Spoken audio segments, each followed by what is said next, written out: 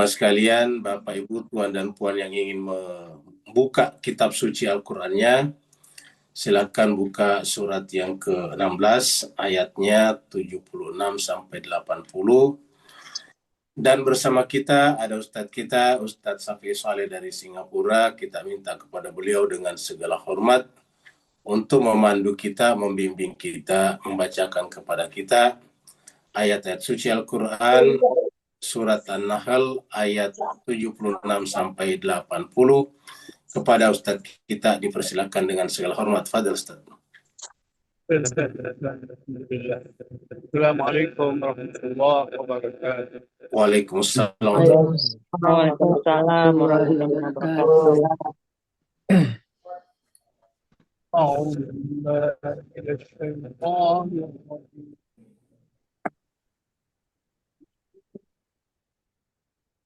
Suaranya hilang. Kecil.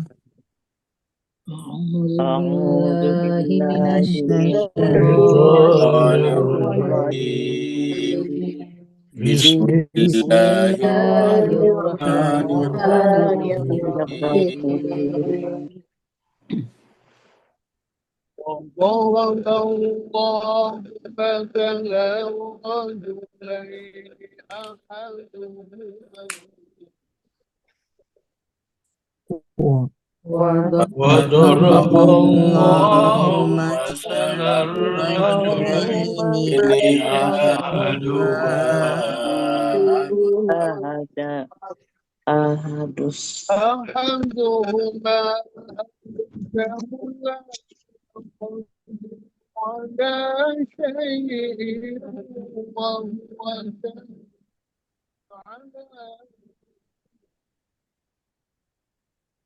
يقدر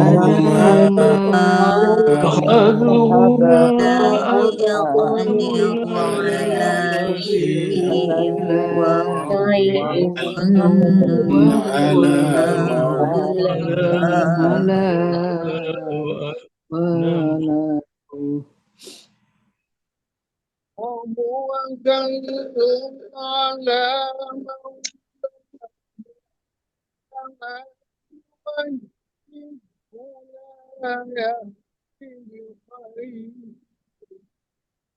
وهو وهو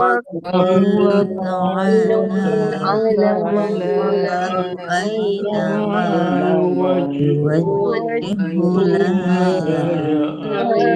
يأتي بخير هل يستوي هو ومن يأمر بالعدل هل يستوي هو ومن بالعدل يأمر بالعدل ومن يأمر بالعدل وهو على صراط مستقيم ومن يأمر بالعدل وهو على صراط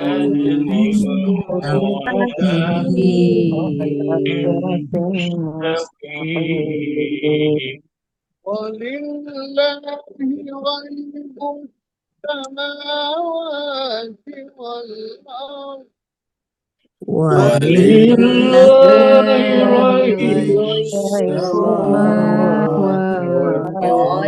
والأرض وما أمر الساعة إلا كلمح البصر أو أقرب وما أمر الساعة إلا كلمح البصر أو أقرب الله على كل شيء قدير إن الله على كل شيء قدير والله أخرجكم فما لا تعلمون شيئا والله أخرجكم بطون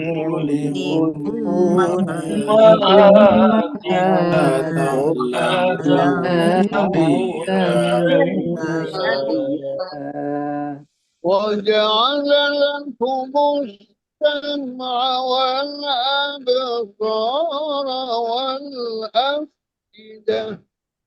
وجعل لكم لكم السمع والأبصار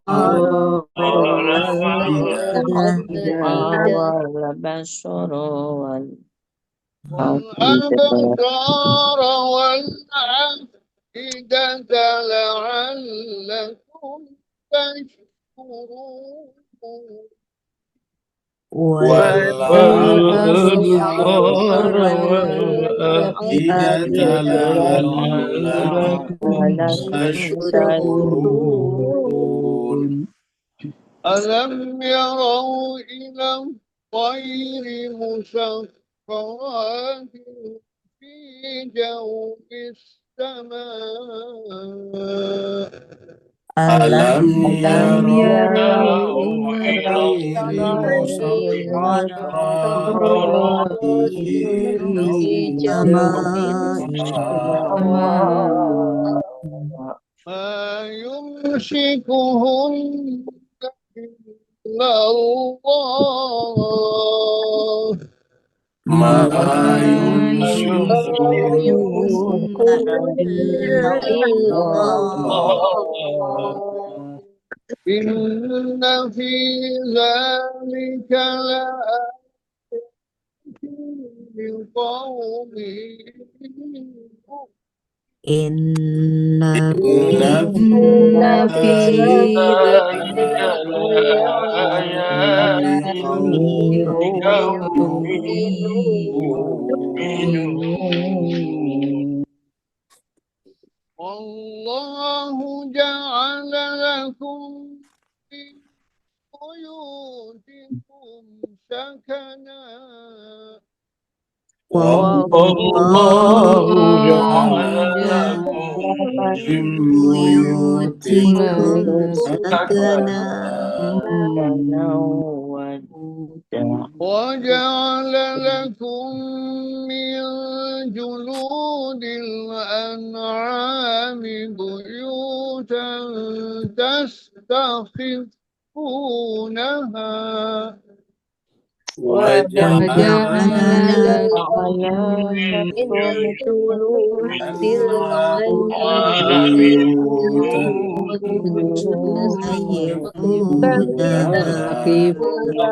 تستخفونها يوم ضعنكم ويوم إقامتكم يوم ضعنكم ويوم إقامتكم ومن أصوافها وأوبارها وأشعارها ومن أصوافها وأوبارها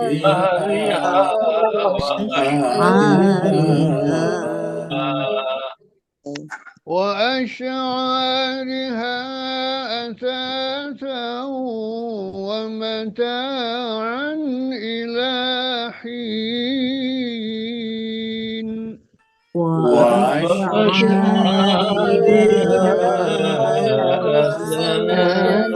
متاعا إلى صدق الله العلي العظيم صدق الله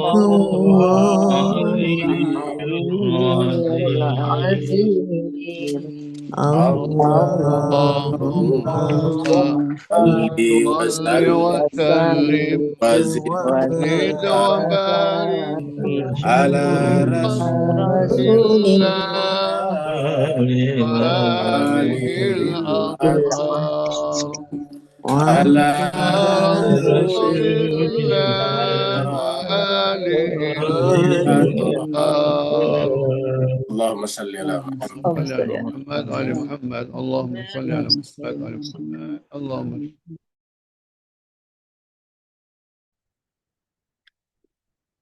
Mewakili seluruh jemaah yang hadir, mengucapkan terima kasih banyak, syukran katsira kepada Ustadz kita, Ustadz Safi Soleh dari Singapura.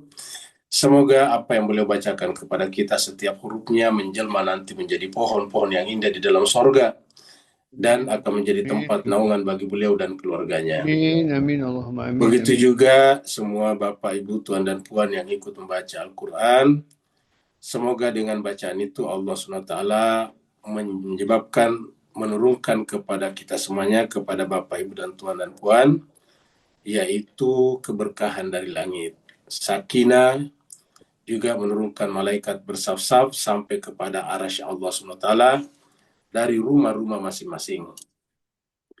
Kita teruskan surat An-Nahl. Surat An-Nahl adalah surat yang ke-16. An-Nahl adalah lebah. Surat ini turun di Mekah, maka disebutlah dengan surat Makkiyah. Jumlah seluruh ayat adalah 128 ayat. Tadi kita sudah baca sampai ayat yang ke-80. Mari kita ulangi dari ayat yang ke-75 sebagai pendahuluan daripada ayat-ayat yang kita baca tadi. Di ayat yang ke-75 Allah SWT berfirman, A'udzubillahi minasyaitonirrajim, Bismillahirrahmanirrahim. Daraballahu mathalan 'abdan mamluka. Jadi di sini Allah membuat perumpamaan.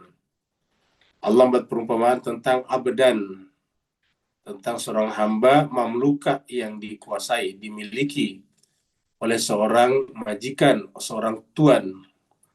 Layak dirun ala syai'in, yang namanya mamluk ataukah hamba sahaya, itu adalah tidak punya hak makan terhadap dirinya sendiri. Tubuhnya pun dimiliki oleh majikannya, sehingga apapun yang majikannya perintahkan harus dilakukan. Misalnya yang bersangkutan ingin tidur, tapi majikannya tiba-tiba butuh dibelikan sesuatu, dia harus pergi. Wa mar razaqnahu minna rizqan. Salah satunya adalah seorang hamba yang dimiliki sehingga tidak punya kuasa atas dirinya. Yang satunya lagi adalah orang merdeka yang kami berikan rezeki. Kata-kata razaqnahu bisa bermakna kemerdekaan dari kami, rizqan hasan, dengan rezeki yang baik. Sehingga kemudian karena merdeka, ia bebas untuk menginfakkan atau membelanjakan hartanya. Fahuwa yunfiqu minhu sirra wa jahra. Kalau ini tidak punya harta sama sekali karena tidak memiliki. Orang merdeka punya harta dan bisa membelanjakannya, menginfakkannya dalam keadaan sirran wa jahra, dalam keadaan rahasia, sembunyi-sembunyi, ataupun dalam keadaan terang-terangan. Allah bertanya, hal yastawun, apakah mereka itu sama antara dua kelompok ini, kelompok abdan mamluka dan kelompok marrazaqnahu minna rizqan hasanah? Tentu saja kita mengatakan tidak. Lebih baik menjadi orang merdeka, tetapi dengan catatan kita harus terpandu untuk menggunakan kemerdekaan itu. Maka sinilah hakikat kemerdekaan akan kita capai apabila kita bebas, tapi dalam kebebasan itu ada petunjuk, ada panduan, yaitu kitab suci. Makanya dikatakan alhamdulillah. Kalau kita mengatakan bahwa merdeka itu lebih baik, maka alhamdulillah. Cuma sayangnya kata Allah, bal aktsaruhum la ya'lamun. Sayangnya banyak manusia yang tidak mengetahui ini. Jadi berdasarkan ayat ini, hakikat kemerdekaan itu adalah orang bertauhid. Karena dia tidak terbelenggu oleh apapun dan siapapun kecuali hanya satu, yaitu Rabb-nya, itu Allah Subhanahu wa taala. Kemudian ayat baru ini berbicara tentang orang yang tidak bisa berbicara, atau nanti kata-katanya adalah abkam atau bukmun kalau di tempat lain. Wa daraballahu mathalan, ini perumpamaan yang kedua. Sebetulnya yang ketiga ya, kalau Bapak Ibu perhatikan dari atas itu sudah 3 ya. Perumpamaan sebelumnya, kemudian perumpamaan, kalau sebelumnya itu membuat perumpamaan tentang Allah itu tidak boleh. Kemudian Allah bikin perumpamaan tentang 2 orang, 1 merdeka, 1 budak belian. Sekarang perumpamaan berikutnya 2 orang. Wa daraballahu mathalan rajulaini. Allah bikin perumpamaan kembali dengan rajulaini, 2 orang. Ya, kita sebut saja 2 orang. Jadi tidak perlu diterjemahkan 2 orang laki-laki, 2 orang saja. Bisa laki-laki, bisa perempuan. Ya.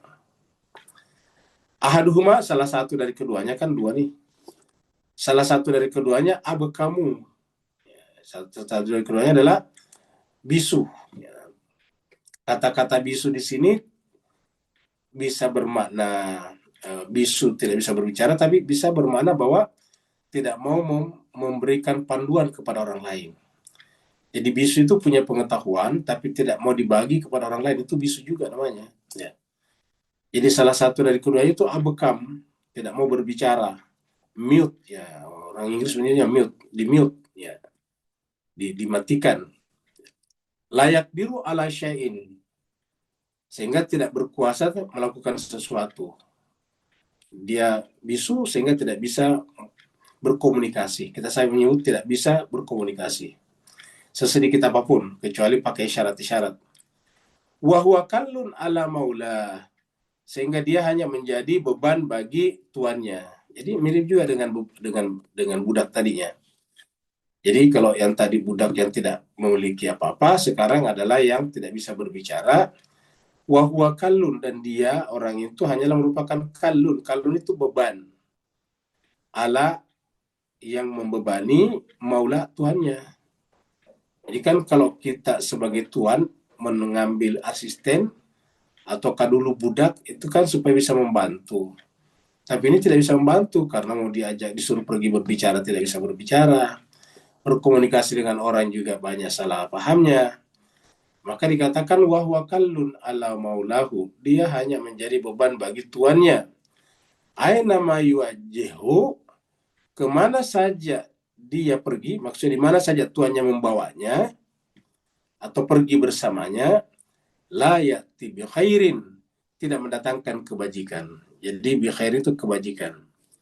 Di kemana saja pergi tidak ada manfaatnya, tidak ada baiknya. Bahkan hanya menjadi beban saja bagi majikannya, bagi tuannya. Kalau itu adalah beban saja. Ya. Kalau kita bawa pergian kan harus meringankan beban sedemikian rupa. Ya. Karena kalau bebannya banyak, ya kesulitan sendiri, tidak bisa bergerak. Mobile tidak bisa bergerak dinamis. Ya. Sekarang Allah bertanya, ini kan 2 tadi. Salah satunya saja yang abekam, yang bisu, yang mute, yang tidak bisa berbicara, tidak bisa memberikan manfaat bagi majikannya. Nah, Tuhan bertanya, hal yastawi huwa wa man ya'mur bil adli wa huwa ala siratin mustaqim. Jadi ini adalah orang kedua.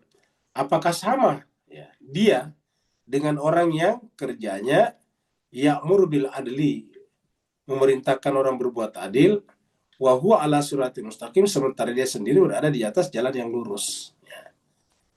Jadi jemaah sekalian, coba perhatikan ayat ini. Bahwa apresiasi Allah itu ya kepada orang yang memerintahkan keadilan. Ya. Bahwa kita beribadah wajib seperti sholat, puasa, tapi itu punya tujuan. Tujuannya agar kita kuat di dalam menegakkan keadilan.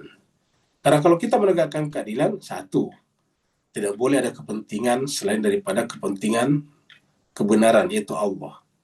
Kalau ada kepentingan, ya tidak bisa berbuat adil. Ya. Namanya adil itu adalah seobjektif-objektifnya. Kalau kita hanya untuk kepentingan tertentu, ya tidak adil namanya. Ya. Yang kedua, menyuruh orang atau merintahkan orang berbuat adil itu tantangannya berat. Lihatlah sekarang orang perjuangkan Palestina. Ya. Itu berat, dipecat, dihalangi, macam-macam. Ya. Nah, makanya butuh kesabaran, butuh sifat yang kuat, ya. Butuh ketahanan mental.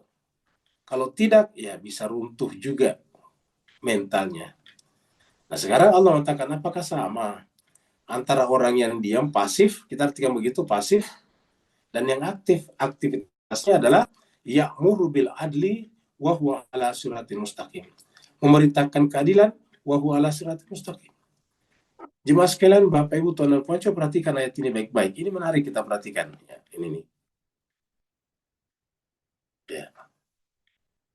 Ada orang yang memerintahkan orang berbuat adil, tapi belum tentu berada di atas jalan yang lurus. Ya. Ada orang yang mengaku berada di atas jalan yang lurus, tapi tidak memerintahkan orang berbuat adil. Hanya pasif. Dia menyaksikan kejahatan yang dilakukan oleh Israel dan Amerika Serikat ya, terhadap bangsa Palestina. Ya, dan yang diam seperti itu Abekam ini. Jadi jauh sebelum kejadian sekarang, Allah sudah bikin perumpamaan. Sekarang yang Abekam ini di Timur Tengah, ya orang-orang dekat Palestina. Mulai daripada Mesir, Yordania, Suriah sekarang, Arab Saudi, termasuk Turki juga. Ya. Mereka bicaranya besar, tetapi tidak ada tindakan nyata. Apa tindakan konkret yang dilakukan oleh seperti Turki, seperti Suriah yang mengaku sudah menggulingkan Bashar Assad, yang seperti Yordania yang mengaku sebagai penjaga Masjidil Aqsa, ataukah seperti misalnya Saudi yang menyebut dirinya sebagai Khadimul Haramain, pelayan dua kitab suci, kota suci, ya. Atau seperti negara-negara yang ada di Teluk seperti UAE, Qatar dan sebagainya, yang mereka itu udah kaya raya. Apa yang mereka lakukan terhadap Palestina? Jawabannya tidak ada. Berbuat kalau diminta Amerika untuk menjadi penengah saja, dan itu untuk kepentingan Amerika dan Israel. Ya. Jadi Al-Quran mengatakan mereka itu bisu, tidak berbuat. Di tengah-tengah kita ada kelompok Islam yang begitu berisik mengurusi tahlilannya orang NU. Ya. Mengurusi asyuranya orang Syiah misalnya. Tetapi dia tidak pernah berbicara lantang dalam pembelaannya kepada bangsa Palestina. Tidak pernah mengecam sesedikit apapun tentang kejahatan Zionisme Israel di Timur Tengah, terutama kaitannya dengan genosida yang dilakukannya di Gaza. Ada kelompok seperti itu di masyarakat kita. Ya. Garang terhadap sesamanya Muslim, tetapi lembek terhadap pelaku kejahatan terhadap orang Muslim. Sedangkan kalau Nabi Muhammad itu dikatakan bersikap tegas, keras terhadap orang melakukan kejahatan. Asyidda'u 'alal kufar ruhama'u bainahum, itu kan sifatnya Nabi Muhammad.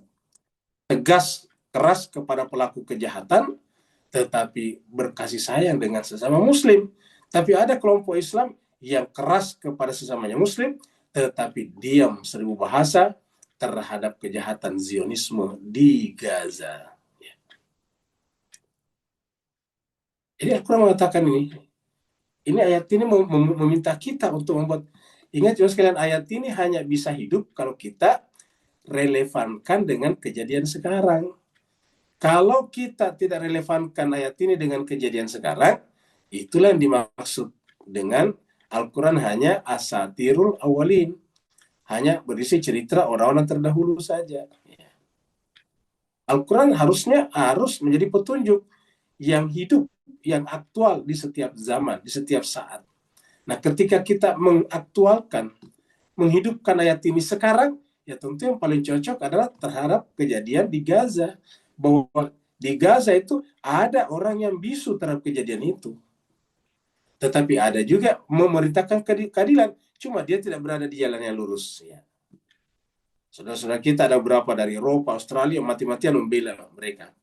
Mempertaruhkan nyawanya untuk membawa bantuan menembus pertahanan IDF masuk ke Gaza, mempertaruhkan. Tetapi dia mungkin tidak berada di jalan yang lurus.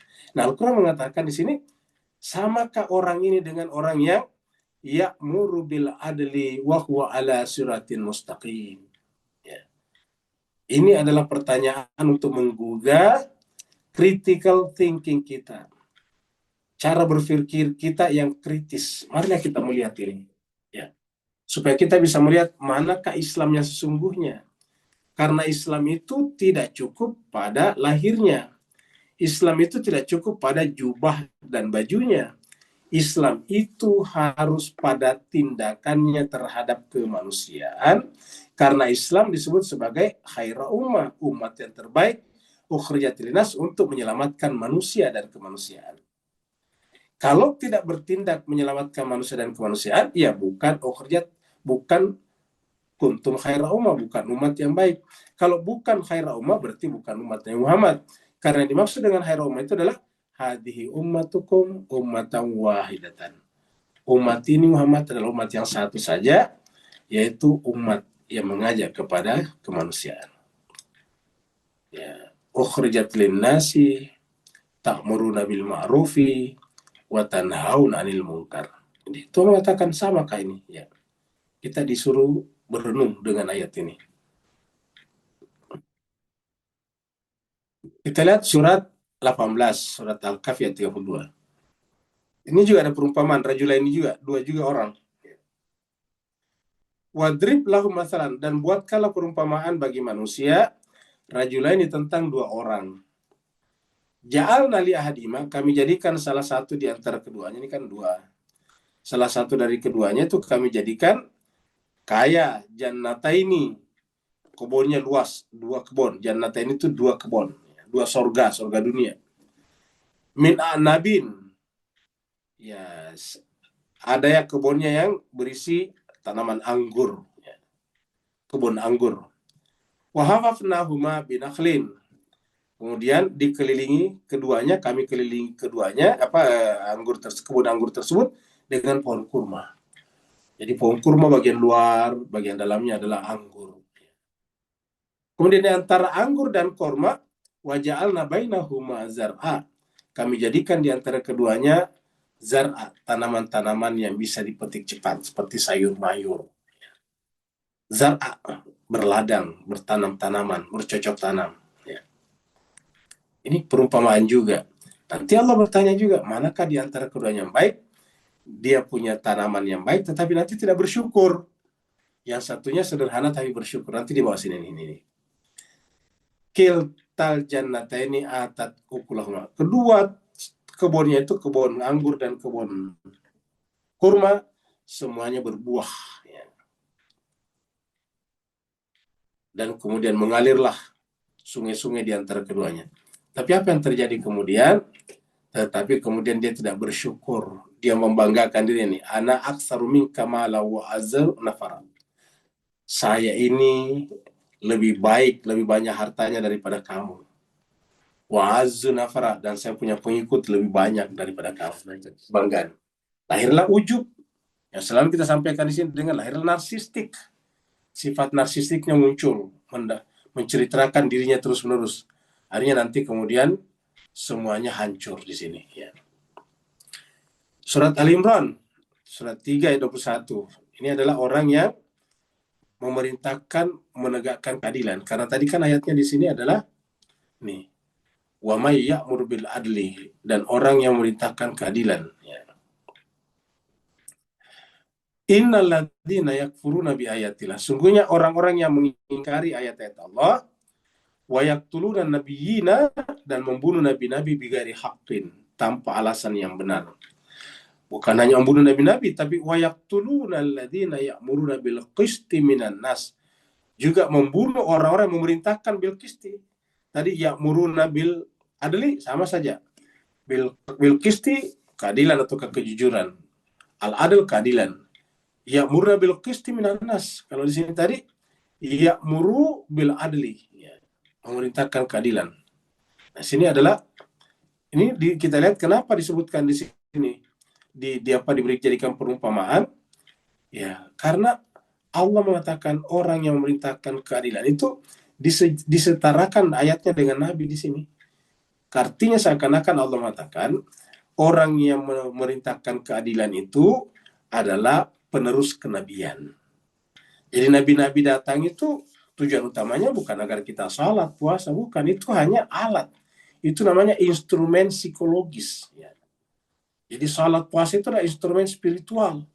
agar kita fokus kepada Allah, niatnya ikhlas, tidak terganggu dengan kepentingan-kepentingan lain. Yang kedua, nanti kita sabar menghadapi cobaan yang begitu berat. Ya. Karena bisa dibunuh malah di sini, ini dibunuh. Yaktulun. Jadi kesimpulannya, ya'muruna bil qisti minan nas di sini adalah disetarakan dengan an-nabiyyin, ya, nabi-nabi. Apa kata Allah? Fabashshirhum bi'adzabin alim. Kabarkanlah berita gembira kepada mereka dengan azab yang pedih. Siapa? Yaitu yang membunuh tadi. Yang membunuh nabi-nabi dan membunuh orang-orang yang merintahkan keadilan.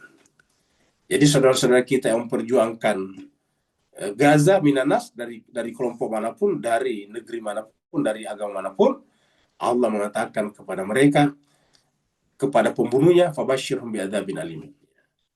Kepada pembunuhnya, kepada IDF, kepada Netanyahu, fabashshirhum bi'adzabin alim.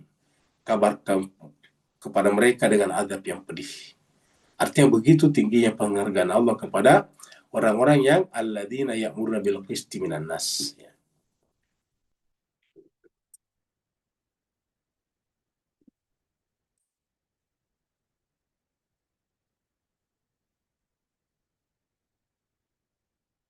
Walillahi ghaibus samawati wal ardh. Kepunyaan Allah lah gaibnya langit dan bumi. Ternyata berdasarkan ayat ini ada gaibnya langit dan bumi. Ya, ada rahasianya. Jadi cuma sekarang ada gaib. Gaib itu gaibnya langit dan bumi. Ya. Kalau misalnya dikatakan bahwa langit dan bumi itu gaib, kan nggak gaib. Karena dia termasuk alam materi kan ini. Ya. Langit dan bumi alam materi. Ya. Tidak ada gaibnya harusnya. Tapi kenapa dikatakan wilayah gaibus samawati wal ardh? Sangat mungkin yang dimaksud di sini adalah orang yang gaib yang masih berada di langit dan di bumi. Artinya bahwa dia belum mati beneran. Dia masih ada di alam dunia, tetapi dia gaib. Ya. Dan di dalam Al-Quran yang diceritakan tentang itu ada dua nabi besar yang dianggap gaib. Yang pertama adalah Nabi Khidir. Kalau Bapak, Ibu, Tuan dan Puan baca surat Al-Kahfi, ketemu cerita Nabi Khidir. Awalnya Nabi Musa berdua dengan bujangnya, dengan pembantu asistennya. Tapi nanti pada saat berjumpa dengan Nabi Khidir, asistennya tidak ikut. Kenapa kira-kira? Karena tidak memenuhi syarat. Ya. Syarat untuk menjumpai Nabi Khidir harus mukasyafah. Dan syarat itu hanya dimiliki oleh Nabi Musa. Makanya hanya Musa lah yang menjumpai Nabi Khidir. Asistennya, pembantunya, teman perjalanannya tidak menjumpainya. Itu nanti bisa kita lihat dalam surat Al-Kahfi. Ya. Jadi yang menjumpai hanya Nabi Musa saja. Kenapa? Karena Nabi Khidir di situ bukan Nabi yang konkret, bukan Nabi yang nyata, bukan Nabi yang kelihatan, bukan Nabi yang bisa disentuh fisiknya. Hanya bisa dijumpai oleh orang-orang tertentu, semisal Nabi Musa alaihissalatu wassalam. Ya. Nah itu adalah gaib yang pertama. Yang kedua, siapa dalam Al-Quran ceritakan gaib? Nabi Isa. Nabi Isa juga diangkat, tidak dibunuh, kata Al-Quran. Ketika mereka yang membunuh Nabi Isa menyelamatkannya dan diangkat ke sisi Allah SWT. Maksudnya masih berada di alam dunia, kan belum mati. Ingat perpindahan dari alam dunia ke alam barzakh, kematian. Nah mereka ini kan belum mati. Karena belum mati, statusnya masih ada di alam dunia. Cuma dia tidak terjangkau oleh panca indera. Ketika tidak terjangkau oleh panca indera tapi ada, gaib namanya. Kalau tidak terjangkau panca indera tapi tidak ada, ya bukan gaib, tapi memang tidak ada. Adam namanya. Ain, Adam. Adam itu tiada. Ya. Namanya gaib itu ada, benar-benar ada, tapi tidak terjangkau oleh panca indera. Nah, Allah mengatakan, walillahi ghaibus samawati wal ardh. Kepunyaan Allah lah, secara bahasa di sini, kepunyaan Allah lah yang gaib di langit dan di bumi. Wa ma amru sa'a illa kalamhil basar. Ya, dan tiada urusan hari kiamat itu illa kecuali kalamhil basar, hanya seperti kedipan mata saja. Seperti lamh itu adalah kedipan, ya, blinking. Al-basar, mata, penglihatan. Hanya sekedip mata saja. Ya. Allahu akrab, bakal lebih dekat lagi. Ya. Jadi bisa diartikan di sini bahwa yang gaib ini akan datang pada saat menjelang akhir hari kiamat. Yang jarak hari kiamat itu tinggal sekejap mata. atau bahkan lebih dekat lagi. Jadi ujung. Innallaha ala kulli syai'in qadir. Sungguhnya Allah atas segala sesuatu qadir, berkuasa. Jadi kata-kata ala kulli syai'in qadir tidak ada yang luput, tidak ada yang lopot, tidak ada yang lolos ya. Kalau menggunakan ala, baru di sini ada kulli. Kulli itu segala, kemudian sesuatu, ya kan berarti tidak ada yang lolos, tidak ada yang terkecualikan. Allah berkuasa pada yang syahadah dan yang gaib. Kita ini syahadah. Kenapa? Karena Bapak, Ibu, Tuan dan Puan bisa mendengar suara saya, bisa melihat saya walaupun misalnya hanya melalui gambar di sini saja ya. Jadi bisa kelihatan. Kalau yang gaib kan tidak bisa juga ditangkap oleh Zoom, tidak bisa ditangkap oleh internet. Ya, kalau ini bisa ditangkap karena saya adalah fisik, masih ada tubuhnya. Jadi innallaha ala kulli syai'in qadir, Allah berkuasa atas segala sesuatu. Jadi tidak ada apapun yang luput dari kuasaan Allah, baik yang gaib ataupun yang syahadah. Syahadah itu yang nampak, yang konkret. Surat Hud ayat 123. Allah juga mengatakan, walillahi ghaibus samawati wal ard. Kepunyaan Allah lah gaibnya langit dan bumi, wa ilaihi dan kepadanya lah, kepada Allah lah, yurja'ul amr, dikembalikannya amr urusan. Yurja'ul amr. Berkaitan dengan imamah itu menggunakan kata amr juga. Jadi kalau imamah itu menggunakan kata amr. Coba kita lihat di sini misalnya. Kita lihat di dalam surat 21 di sini. Ayatnya 70. Ya ini 72, 73 mana? Anbiya. Nah, kita lihat ini 73. Anbiya. 73 ternyata ini. Surat Anbiya, Nabi-Nabi ayatnya 73. Allah berfirman, wa ja'alnahum a'immah. Imam ini. Kami jadikan mereka imam-imam. A'immah ini kita artikan saja imam-imam. Kalau pemimpin kan banyak, bisa rais, ya. Bisa al-malah juga. Tapi ini a'immah bentuk jamak dari imam. Bentuk jamaknya a'immah. Kami jadikan mereka imam-imam. Apa tugasnya imam-imam ini? Yahduna. Mereka menggait, memimpin, memandu manusia bi amr. Ini perhatikan, bi amrina, ya. Bi amrina, dengan amr kami, ya. Dan menjalankan amr itu, wa wahayna ilaihim, kami wahyukan kepada mereka fi'lal khairat dan seterusnya. Jadi di sini kita ketemu dengan amr di sini, ya, al-amr ini. Walillahi ghaibus samawati wal ard wa ilaihi yurja'ul amr. Dan kepadanya lah dikembalikan al-amr itu. Kullu semuanya. Fa'budahu, maka sembahlah dia saja, wa tawakkal alaihi, dan bertawakkallah kepadanya, wa ma rabbuka bighafilin amma ta'malun. Dan Tuhanmu tidak pernah lalai dari apa yang mereka kerjakan. Artinya apa? Kapan gaib itu datang? Tergantung daripada perbuatan kita. Kita mempersiapkan diri atau apakah kita mempersiapkan diri atau tidak? Tuhan tahu. Ya. Allah tidak lalai dari apa yang kita kerjakan. Wa ma rabbuka bighafilin amma ta'malun. Jadi harusnya semua orang berbuat untuk datangnya yang gaib itu. Surat Al-Qamar, surat 54 ayat 50. Ini juga kata amr, ketemu lagi amr tadi di sini. Ya. Wa ma amruna, dan tiadalah amr kami itu illa kecuali wahidatun. Hanya sekali apa? Sekali saja. Jadi amr kami itu cuma sekali, satu kali saja. Dan ketika dia datang, kalamhil bil basar, secepat atau seperti kedipan mata. Kalamhi bil basari, ya. Seperti kedipan penglihatan atau mata. Kita artikan kedipan mata. Begitu cepatnya. Wa ma amruna illa wahidatun kalamhil bil basari. Jadi kalau Allah sudah menghendaki, ya seperti berkedipan tiba-tiba muncul. Kan itu kan sesuatu yang tidak nyata, maksudnya yang Allah kuasa mutlak baru bisa seperti itu. Yang gaib ini ada, tetapi tiba-tiba seperti berkedip, artinya tiba-tiba Allah munculkan kembali, melepaskan dia daripada fajwah. Fajwah itu adalah seperti ketika Ashabul Kahfi masuk dalam gua, kan fajwa, dia kayak hilang, ya, fajwa. Jadi Al-Quran menceritakan Ashabul Kahfi juga ada. Cuma Ashabul Kahfi itu meninggal setelah 300 tahun, dia bangun, habis itu mati, jadi tidak ada lagi.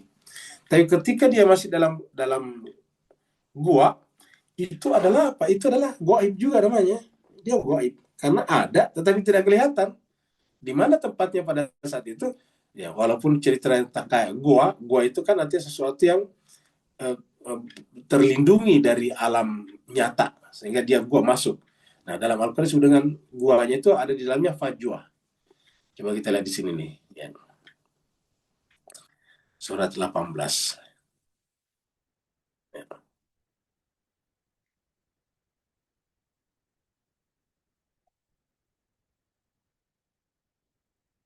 Surat Al-Kahfi. Ya. Nah, mana nih? Ya. Ayatnya berarti sini tadi. Mana tadi? Fajwatin. Di fa'il al-kafati, kemudian watara syamsa, ini dia, ya. Ini fajwah ini, fajwatin. Nah, ada kata-kata fajwah, ya. Fajwah diartikan tempat yang luas, ya. Kenapa sih tempat yang luas dalam terjemahan ini? Maksudnya luas itu tidak ada batasnya, kan aslinya kan gua. Kalau gua itu kan nggak mungkin luas. Sebesar-besarnya gua tidak mungkin luas. Ya, kalau luas ya bukan gua lagi namanya. Ya. Namanya gua itu pasti sempit, tapi kenapa disebut dengan fajwa? Nah, kita cerita sedikit. Fajwa itu artinya bahwa dia justru keluar dari alam materi. Ketika dia keluar dari alam materi, maka dia berada di tempat yang tak terbatas, ya, unlimited, ya, tak terbatas, no ending. Space-nya tidak terbatas. Jadi fajwatu minhu. Maka dikatakan di sini, ya, ini kafir. Wa tarasyamsa, kamu menyaksikan matahari, idza tala'at tazawaru an kafihim. Apabila matahari terbit, maka matahari itu condong ke gua mereka dari sisi kanan. Wa idza gharabat, apabila matahari akan terbenam, takriduhum zata shimal. Kemudian condong ke kiri bayangannya, ya. Wahum fi fajwatin, sementara mereka. Jadi apa artinya sini? Artinya bahwa masa berlalu, kan ini matahari bergerak terus kan? Matahari terbit dan terbenam di sini. Terbit dan terbenam ini. Talat terbit, ini terbenam. Matahari terbit dan terbenam, ya. Bayangan bergeser dari kanan ke kiri. Nah, tetapi dia tidak terpengaruh. Kenapa? Karena mereka, wawnya di sini waw hal. Karena mereka itu berada pada fajwatin, ya. Fajwatin minhu dari mana di sini? Dari gua itu, artinya dia terlepas dari gua itu. Gua itu adalah ruang 3 dimensi, materi, ruang, waktu, dan dia lepas dari sana. Maka dia katakan zalika min ayatillah. Kalau kita tidak artikan di sini sebagai lepas dari ruang waktu, maka tentu bukan mujizat di sini, ya. Ini ayat ini mujizat. Yang demikian itu adalah di antara mujizat Allah. Zalika min ayatillah, tanda-tanda kebesaran Allah, ya. Kenapa? Karena orang bisa hidup keluar dari ruang waktu. Ketika hidup keluar dari ruang waktu, tidak terikat ruang waktu, tidak sakit, tidak lapar, tidak haus.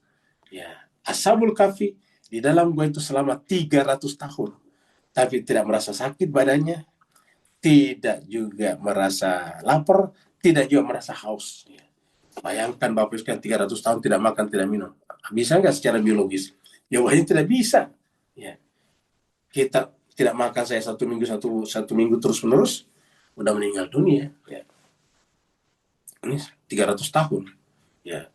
300 tahun dikatakan di sini nih. Ya. Lihat 25-nya nih, 300 tahun. Walabisu fi kahfi, mereka tinggal dalam gua mereka salatamiatin. Kenapa menggunakan kata-kata salatamiatin di sini? Di dalam guanya, bukan dalam fajwa. Kalau fajwa tidak ada ukuran, tidak ada bilangan. Nah, maka dikatakan fi kahfihim. Di dalam kahfi itu ada lagi fajwa. Nah, dalam fajwa tidak ada istilah 300 tahun. 300 itu kan bilangan kuantitatif. Berada dalam gua itu 3 dimensi. Ya. Walabisu fi kahfihim salasamiatin sinin. Wasdadu tis'a. 300 tahun ditambah 9 tahun. 300 tahun ditambah 9 tahun. 300 tahun Komariah, dan 309 tahun tambah 9 tahun kalau Syamsiah. Maaf, terbalik. Kalau Syamsiah 300 tahun, kalau Komariah 300 ditambah 9 tahun. Ya, karena selisih rata-rata Syamsiah dan Komariah setiap tahun adalah 10, 11 sampai 11 hari. Selalu Syamsiah Komariah itu lebih pendek. Ya, jadi kalau Komariah Syamsiah itu matahari 365, maka Komariahnya cuma sekitar 355 atau 354. Ya. Jadi selisih sekitar 10 hari, 11 hari setiap tahun. Jadi kalau 10 tahun 100, kalau 100 tahun ya 300 1 tahun, begitulah seterusnya 3 tahun. Nah, jadi inilah 300 tahun tetapi tidak mengalami lecet. Harusnya kan badan lecet tuh. 300 tahun baring terus. Iya. Tidak tua juga. Harusnya kan tambah tua 300 tahun. Waktu masuk itu masih kekar, masih pemuda semuanya, umur 20-an tahun. Begitu keluar 300 tahun harusnya kan bagaimana, coba bayangkan 300 tahun. Tapi anehnya ketika dia bangun, bodinya, tubuhnya tetap sama ketika masuk dalam gua. Nah, itu yang disebut dengan fajr tadi di ayat sebelumnya. Nah, gitulah. Maka dikatakan wa ma amruna illa bi wahidatun kalamhil bil basar.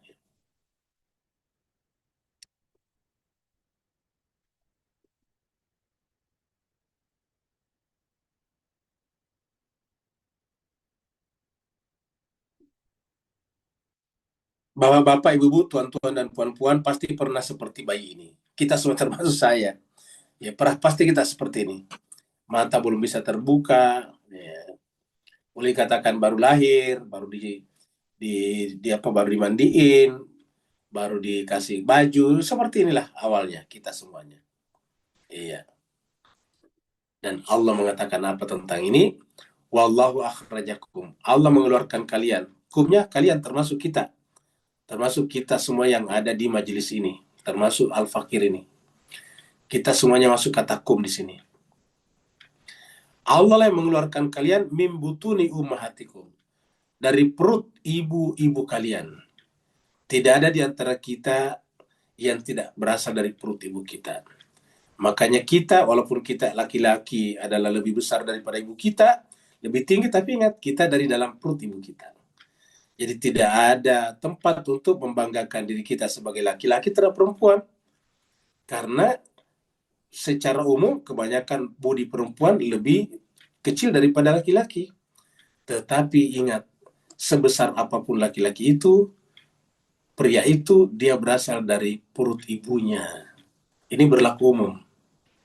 Allah mengeluarkan kalian dari perut ibu kalian. Ya. Dalam keadaan apa? La ta'lamuna syai', dalam keadaan tidak mengetahui sesuatu. Camkan baik-baik ini jemaah sekalian. Dalam keadaan la-nya kita kasih tidak di sini merah. La ta'lamuna syai'.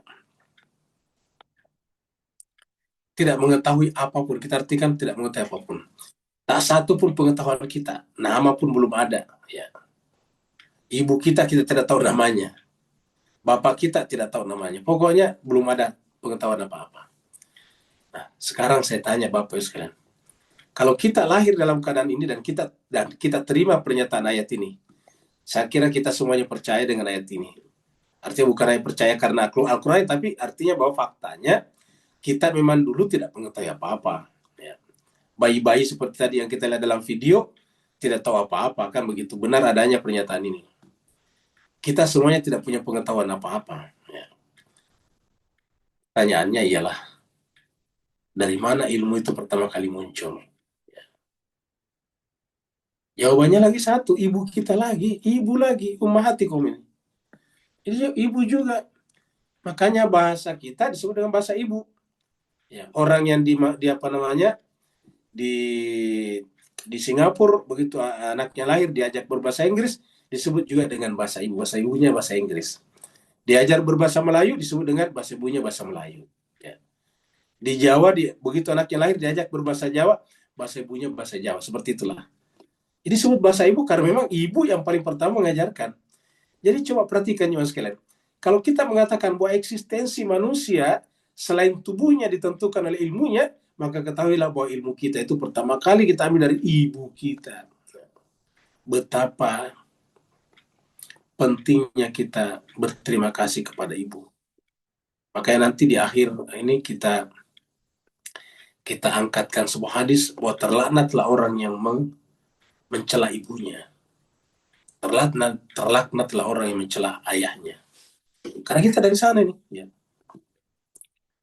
Ini jelas salahnya. Wallahu akhrajakum min butun ummahatikum la ta'lamuna syai'an. Jadi berdasarkan ayat ini, teori dalam pendidikan dengan teori tabula rasa itu ada benarnya. Bahwa manusia itu tidak tahu apa-apa ketika lahir. Ya. Jadi kata filosof kalau tidak salah John Locke mengatakan bahwa orang kalau lahir tidak tahu apa-apa, tabula rasa, tidak tahu apa-apa. Ya. Cuma tadi kesalahannya John Locke percaya bahwa pengetahuan itu hanya bersifat empirik saja. Kan salah satu sponsor empirisme itu adalah John Locke. Ya. Yang menentang mati-matian nanti Descartes. Yang mendasarkan ilmunya pada rasionalisme. Nah, jadi cuma sekian seru bahagia. Jadi John Locke mengatakan bahwa kita lahir dalam keadaan tidak tahu apa-apa, tabula rasa, kosong. Nah, ini ayat ini pun mengatakan begitu. Wa ja'ala lakumus sam'a wal absara. Lalu apa yang Allah berikan kepada kita? Yang Allah berikan kepada kita alatnya saja, toolsnya saja, instrumennya saja, cangkulnya saja. Ibaratnya gitulah. Allah tidak kasih kita nasi atau beras. Allah cuma kasih kita cangkul saja. Wa ja'ala, dan dia Allah menjadikan lakum untuk kalian as-sam'a, pendengaran. Ini adalah diberikan kepada kalian pendengaran. Kemudian al-absara, diberikan kepada kalian penglihatan. Kemudian diberikan kepada kalian al-af'ida, yaitu akal pikiran. Kita artikan saja akal pikiran ini ya. Nah, jadi kita lihat jemaah sekalian berbahagia, kenapa pendengaran dan penglihatan?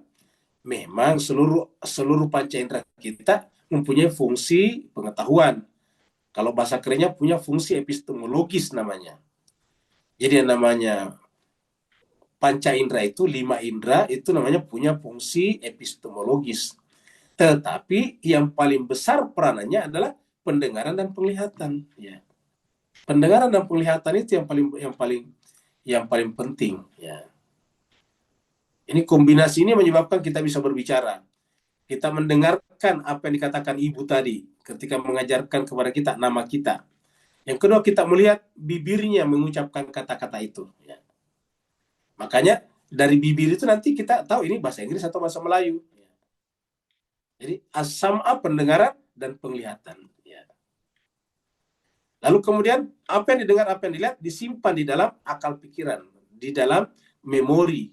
Lalu di sana menjadi data. Ya, data itu kemudian diolah menjadilah pengetahuan. Informasi dulu baru jadi data, data kemudian menjadi pengetahuan. Itu urut-urutannya. Di mana tempatnya itu informasi dari data dan dari pengetahuan di sini? Jadi apa yang dibawa oleh ini namanya inputnya masuk ke sini menjadi informasi dulu, information. Setelah itu kemudian jadi data. Ya, data itu kan data itu setelah dikumpulkan, baru kemudian menjadi pengetahuan. Ya, jadi pengetahuan. Ada kerja di sini, kerja analisis misalnya. Ya. Kerja berpikir ada di sini nih, kerja logika ada di sini. Nah, tadi kesalahan John Locke karena hanya berhenti di sini pendengaran dan penglihatan. Lupa kalau ada akal pikiran, ini ada analisis di sini. Ya. Analisis inilah yang bisa melampaui pendengaran dan penglihatan. Ya. Kita melihat bahwa daun itu warna hijau. Ya. Dan di langit pada siang hari ada matahari. Tapi mata dan pendengaran, pendengaran dan penglihatan tidak memberikan informasi hubungan antara matahari dan daun-daun yang hijau. Ya, kan nggak memberikan informasi. Lalu siapa menyimpulkan bahwa ternyata hijaunya daun-daun itu karena fotosintesis dengan matahari? Yaitu akal pikiran. Yaitu akal pikiran, kesimpulan dari data-data yang ada. Ya. Jadi wa ja'ala lakumus sam'a wal absara wal afida. Makanya dalam dunia pengetahuan, dalam dunia sains, yang namanya data itu sangat penting. Berkurang saja datanya sedikit bisa salah kesimpulannya. Semakin sempurna data, semakin sempurna kesimpulan. Ya. Contohnya Beribu-ribu tahun orang percaya kalau pusat alam semesta itu adalah bumi. Namanya geosentris. Ya. Filosof besar juga mengajarkan itu. Ptolemeus namanya. Ya.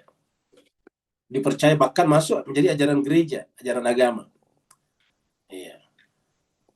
Tapi ternyata ada data yang tidak terkumpul di sana. Data itu kemudian dikumpulkan oleh orang seperti Kepler misalnya. Orang-orang seperti Kopernikus misalnya. Sehingga kemudian menyimpulkan bahwa ternyata bukan bumi yang menjadi pusat alam semesta, pusat bima sakti kita, atau galaksi kita, tetapi matahari. Lahirlah heliosentrik itu. Sampai sekarang model ini masih bertahan. Nah, jadi itu contohnya data itu penting sekali. Jadi waja'ala lakumus sam'a wal absara wal af'ida. Makanya kalau kita ingin berbicara tentang benar salah, jangan coba-coba membuat kesimpulan benar salah kalau tidak punya data yang memadai. Ya. Karena nanti kita akan melahirkan fitnah bagi orang lain. Ya. Jadi waja'ala lakumus sam'a wal absara wal af'ida.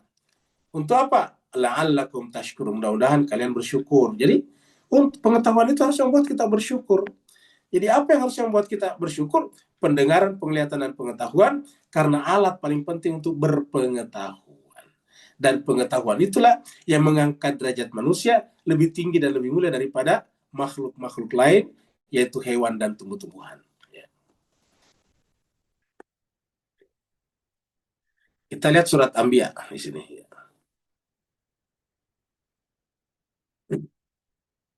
Surat Anbiya, surat 21 ayat 7. Allah berfirman, wa ma arsalna qablaka, dan tiadalah kami mengutus sebelum kau Muhammad, kaknya Muhammad, illa kecuali rijalan, orang. Si orang juga bisa tinggal laki-laki. Nuhi, kami wahyukan ilaihim kepadanya. Jadi orang itu kami wahyukan kepadanya. Ingat, ada wahyu. Jadi artinya apa? Ayat ini menjelaskan kepada kita bahwa ada sumber pengetahuan selain daripada pendengaran dan penglihatan. Ada sumber pengetahuan, ada sumber data selain daripada panca indera. Yaitu melalui wahyu. Ya. Wahyu ini tidak bersifat epistemologis seperti pengetahuan tadi indrawi, tidak bersifat induktif, tidak juga bersifat bersifat belajar. Belajar itu kan membaca, berinteraksi, namanya husuli. Ini enggak husuli. Kami wahyukan kepada mereka. Maka apa kata Allah? Fas'alu ahla dzikri. Maka tanyalah kepada ahli zikir. Siapa itu ahli zikir? Ahli Quran, karena Al-Quran diwahyukan. In kuntum la ta'lamun. Jadi ayat ini menjelaskan kepada kita bahwa kita lahir dalam keadaan tidak punya pengetahuan, tapi puncak dari segala pengetahuan itu adalah wahyu. Adzikr Al-Quran. Jadi Al-Quran lah yang harusnya mengkoreksi seluruh jenis pengetahuan. Ya. Cuma masalahnya, kalau orang tahu Al-Quran tidak tahu pengetahuan yang lain, sehingga tidak bisa mengkoreksi. Karena Quran dia tahu, tapi tidak tahu pengetahuan yang lain. Ya. Yang kedua, orang hanya tahu Al-Quran, membaca saja, tidak memaknainya. Akhirnya kemudian Al-Quran di dalam genggamannya tidak hidup, tidak up to date, ya, tidak aktual. Jadi fas'alu ahla dzikri, tanyalah kepada ahli dzikir, maksudnya ahli ilmu, yaitu Al-Quran. In kuntum la, kalau kamu tidak tahu tadinya kan tadi katakan huwallazi akhrajakum min butuni ummahatikum la ta'lamuna, kan tadi ada kata-kata ini, ya, tadi di sini, ya. La ta'lamuna syai'a, di sini katakan kalau kamu tidak tahu, tanyalah kepada ahli dzikir. Jadi sebaik-baik pengetahuan adalah dari Al-Quran. Jadi pengetahuan dari ibu kita tadinya ada sangat mungkin ada yang salah. Bagaimana membenarkannya? Coba bandingkan dengan Al-Quran. Al-Quran nanti menjadi hakim terhadap yang lain. Nah, memang Al-Quran itu untuk menghakimi pengetahuan yang lain. Jadi ingat, Al-Quran menghakimi pengetahuan yang lain, seperti yang kita bisa lihat dalam surat An-Nisa ayat 105. Surat 4, 105.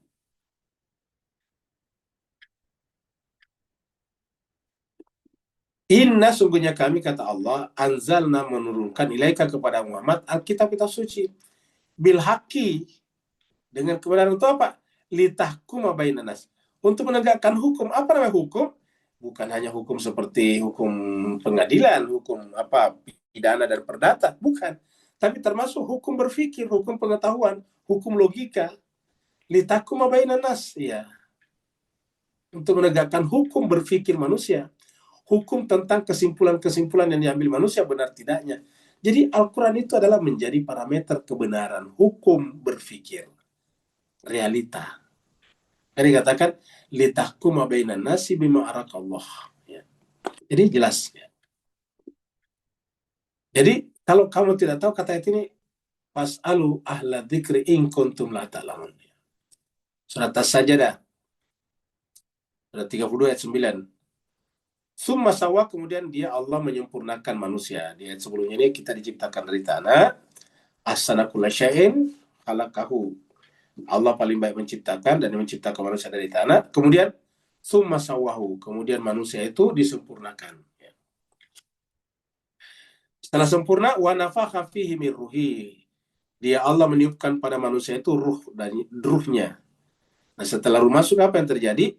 Wa ja'ala, dan dia Allah menjadikan lakum kepada kalian as-sam'a, pendengaran, wal absara, penglihatan, wal af'idata, dan akal pikiran.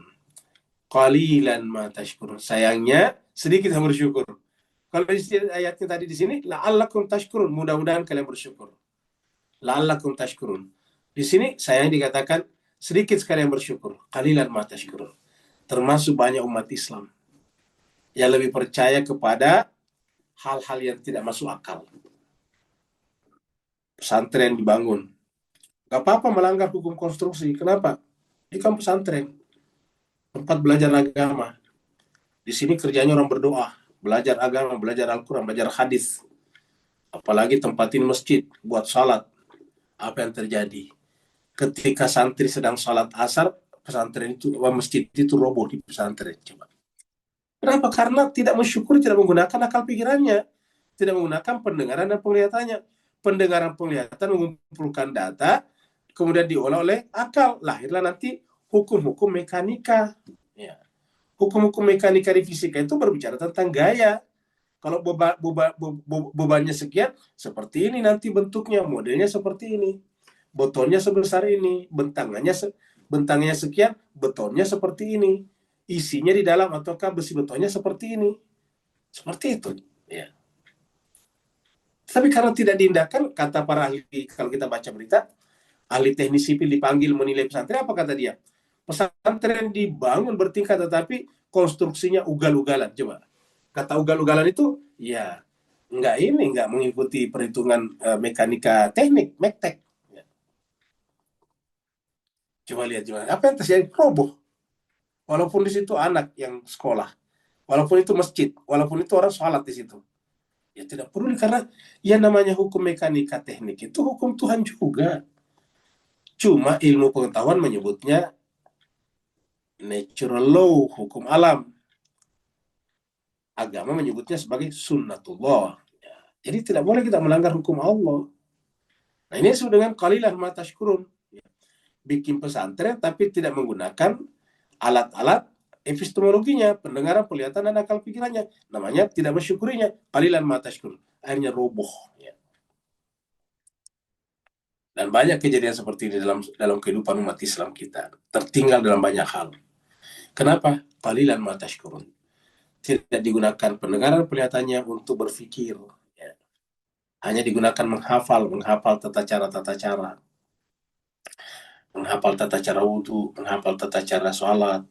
Tidak pernah digunakan untuk berpikir, melakukan critical thinking.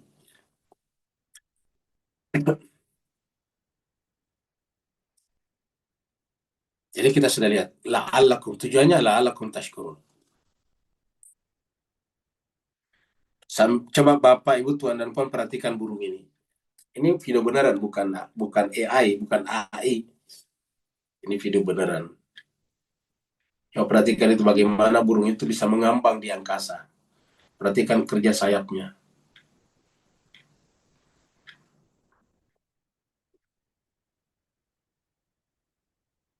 Perhatikan ekornya. Seakan-akan burung ini paham betul namanya hukum Bernoulli. Ya. Hukum aerodinamika. Ya. Alam yaro, apakah mereka tidak memperhatikan? Jadi Islam itu bukan hanya mempelajari sholat, tapi memperhatikan burung-burung juga ini. Tuhan bilang nih, ini kan Al-Quran. Apakah mereka tidak memperhatikan, tidak mencermati? Apa yang dicermati? Ila thairi, kepada burung. Jadi umat Islam salah kalau yang disebut belajar Islam itu cuma belajar salat, salat, dan salat. Salat itu cukup sekali dipelajari karena caranya sama. Dari zaman Nabi sampai hari kiamat nantinya caranya sama. Yaitu salat zuhur 4 rakaat, asar 4 rakaat, maghrib 3 rakaat, isya 4 rakaat. Subuh 2 rakaat itu sama dari zaman Nabi sampai hari kiamat sama. Caranya juga sama, berdiri, ruku, sujud itu sama. Bacanya juga sama, Al-Fatihah itu juga. Al-Fatihah yang dipelajari Nabi, yang diajarkan Nabi itu juga Al-Fatihah yang kita baca sekarang. Itu juga Al-Fatihah yang dibaca nanti manusia terakhir sebelum kiamat. Ya. Jadi sama. Tapi kenapa kita tidak memperhatikan alam? Sehingga kita umat Islam tertinggal dari sisi sains. Ya. Kalau itu mengatakan, apakah mereka tidak memperhatikan kepada burung? Coba. Nah, kenapa orang bisa menciptakan pesawat di barat? Karena yang memperhatikan burung. Burung itu bagaimana caranya?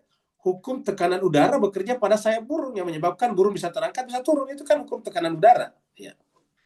Nanti dipelajari dalam hukum Bernoulli namanya. Ya.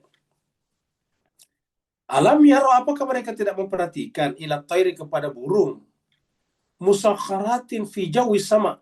Burung begitu gampangnya terbang di awan, jawi sama, di langitnya, di udaranya langit, kira-kira. Jauh itu awan, di udara kita artikan saya udaranya langit. Ya. Kan tidak ada penyangganya tadi kita lihat. Lihat tadi burung waktu di film, tidak ada penyangganya. Tidak ada yang pegang, tidak ada talinya juga. Ya. Dia mengambang di udara. Ini namanya fijawis sama. Jadi dia seperti di jawis sama. Jauh itu adalah semacam mengambang di langit. Dan hukum ini nanti agak mirip dengan ikan di lautan. Ada kemiripannya itu hukum-hukumnya. Sama-sama mengambang juga. Cuma ikan mengambang di dalam air, sedangkan burung mengambang di udara. Ya. Alam yarau ila thairi musakharatin fi jawis sama. Sayangnya umat Islam sangat sedikit yang perhatikan ini. Ya. Yang diperhatikan itu cuma tata cara. Ya. Akhirnya yang menemukan pesawat bukan orang Islam. Padahal yang paling diuntungkan ibadahnya dengan pesawat orang Islam. Karena dengan pesawat orang bisa berhaji dengan cepat. Dulu berbulan-bulan, sekarang paling 40 hari. Berumrah cuma 9 hari. Dulu bisa berbulan-bulan. Ya. Kenapa? Karena ada pesawat. Jadi betapa banyak manfaat yang didapatkan dengan pesawat. Betapa banyak orang yang tertolong dengan pesawat. Ya. Jadi alam ya railat, kalau kita salat saja, apakah orang yang butuh salat? Tidak. Yang butuh salat itu cuma orang Islam. Tapi yang butuh pesawat, seluruh manusia. Bertuhan atau tidak bertuhan. Ya. Sedangkan tadi dikatakan, umat Islam itu harusnya ukhrijat linnas, untuk memberikan manfaat bagi seluruh manusia. Ya. Jadi Allah mengatakan, alam yara ila thairi musakharatin fi jawis sama. Kenapa mereka tidak perhatikan kepada burung? Yang begitu musakhar itu gampangnya. Kalau di sini terjemahkan tunduk. Ya. Gampang, ini mudah. Gampangnya burung itu mengambang di langit, tidak jatuh. Mayum sikun, tidak ada nahan dia. Mayum sikuna, tidak ada menahannya, tidak ada penyangganya, tidak ada tiangnya. Ya. Mayum sikuna, illa Allah, kecuali Allah. Nah, apa artinya tidak ada menahannya selain Allah? Berarti hukum Bernoulli, ataukah hukum tekanan udara, hukum terbangnya burung-burung adalah hukum Allah. Namanya sunnatullah. Dan karena sunnatullah tidak boleh dilanggar. Pelanggaran akan hukum ini bisa berakibat seperti pesantren robot tadinya. Karena ada hukum yang dilanggar di sana, yaitu hukum gaya. Hukum mekanika. Jadi, ma yumsikuna illallah. Ingat, beton tidak bisa hanya dipertahankan hanya dengan doa-doa, dengan wiridan-wiridan, dengan jampi-jampi. Nggak bisa. Nggak bisa kita membangun beton hanya dengan berdoa. Supaya nanti betonnya kuat. Nggak bisa. Harus memenuhi standar namanya. Itu ada standar kualitas materinya dan hukum betonnya. Ada standarnya itu dalam dunia sipil. Ya, dalam dunia konstruksi. Jadi mayum sikuna illallah, tidak ada menasihati Allah. Berarti kan hukum sains itu adalah hukum Allah. Makanya benar kalau dikatakan sunnatullah. Sayangnya yang dihidupkan oleh umat Islam itu sunnah Nabi. Apa itu sunnah Nabi? cuma sekedar memelihara jenggot. Apakah bagus? Bagus, tapi tidak ada manfaatnya bagi orang lain, cuma kita saja. Hukumnya bersiwak, Nabi menghidupkan siwaknya Nabi, kamu gitu. Kan ada tuh orang bersiwak. Ya. Ini hanya sebatas itu aja. Harusnya yang dihidupkan sunnah Allah. Ya. Karena dikatakan mayumsikuna illallah, tidak ada yang menahannya kecuali Allah.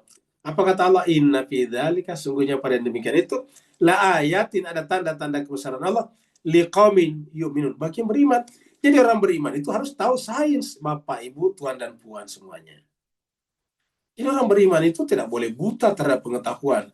Karena ayatnya mengatakan berkaitan dengan hukum terbangnya burung, zalika la ayatin, inna fi dzalika la ayatin liqaumi yu'minun. Pada yang demikian itu ada tanda-tanda kebesaran Allah bagi kaum yang beriman. Jelas ayatnya. Surat An-Nur kita lihat di sini. Ya. Bahkan kalau An-Nur mengatakan bahwa tasbihnya burung adalah dengan terbang. Coba kita lihat sini. Alam taro, ini alam lagi. Apakah engkau tidak memperhatikan ini? Alam taro, apakah engkau tidak memperhatikan? Anna Allah, sesungguhnya Allah itulah yusabbihullah, bertasbih kepadanya mamfis samawati wal ard, siapa saja yang ada di langit dan siapa saja yang ada di bumi. Begitu ya, watairu safatin, watairu, burung-burung juga yang membentangkan sayapnya, bersab-sab, berkelompok-kelompok, bergerombol-gerombol, ya. Mengembangkan sayap ini. Safat ini mengembangkan sayapnya, terjemahkan di sini. Ya. Harusnya kita perhatikan itu jemaah sekalian. Ya. Kullun, semuanya itu kada alima salatahu. Semuanya tahu salatnya, tata salatnya. Wa tasbih dan tasbihnya. Jadi namanya salat itu bukan hanya berdiri ruku sujud, tetapi hukum-hukum yang menyebabkan sesuatu itu bisa eksis di alamnya masing-masing, termasuk salat. Salatnya burung bisa terbang tanpa jatuh. Ya. Kullun kada alima salatahu wa tasbihahu, dan tasbihnya. Wallahu alimun bima yaf'alun, dan Allah mengetahui apa yang mereka kerjakan. Ya. Surat Al-Mulk juga kita bisa temukan ini. Surat Al-Mulk, surat 67 ayat 19. Sama juga. Awalam, ataukah mereka tidak memperhatikan? Ini. Awalam yarau. Ataukah mereka tidak memperhatikan? Atau apakah mereka tidak memperhatikan? Ila tairi, kepada burung lagi, coba lihat. Fauqaum, yang terbang di atas mereka. Ini fauqa itu di atas kita. Safatin, dalam keadaan membentangkan sayapnya, berkelompok-kelompok. Wayakbitna, dan mengetupnya. Jadi kita lihat, harusnya kita memperhatikan apa yang terjadi ketika burung tadi itu membentangkan sayapnya dan mengepakkannya. Dibentangkan, dikepakkan, membentangkan, dikepakkan. Ada sesuatu yang terjadi di sana. Ada hukum, ada permainan tekanan udara di sana yang menyebabkan burung itu tetap stabil terbangnya dan tidak jatuh. Perhatikan ini. Harusnya perhatikan safatin wayakbitna, dan ketika dia menutupkan sayapnya, ya. Mayumsikuna, tidak ada yang bisa menahan itu burung bisa tetap terbang di atas kita, illa kecuali Ar-Rahman. Kalau tadi kan Allah, ini Ar-Rahman. Jadi artinya termasuk bagian daripada kasih sayang Allah. Jadi luar biasa itu pahalanya orang menemukan pesawat. Ya.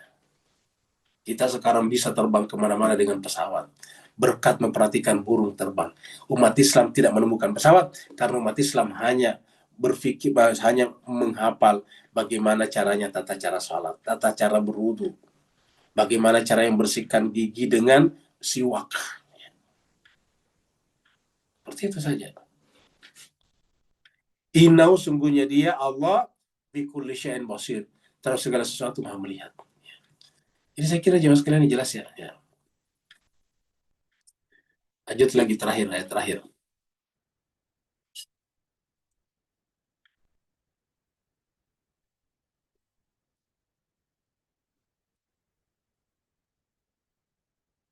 Wallahu ja'ala lakum min buyutikum, dan Allah menjadikan kepada kalian rumah-rumah kalian. Apa tugasnya rumah? Sakanan, untuk tempat tinggal tenang. Sakanan itu sakinah. Jadi Bapak sekalian, kita umat Islam itu wajib berusaha supaya punya rumah masing-masing. Karena rumah itu Tuhan yang kasih nih.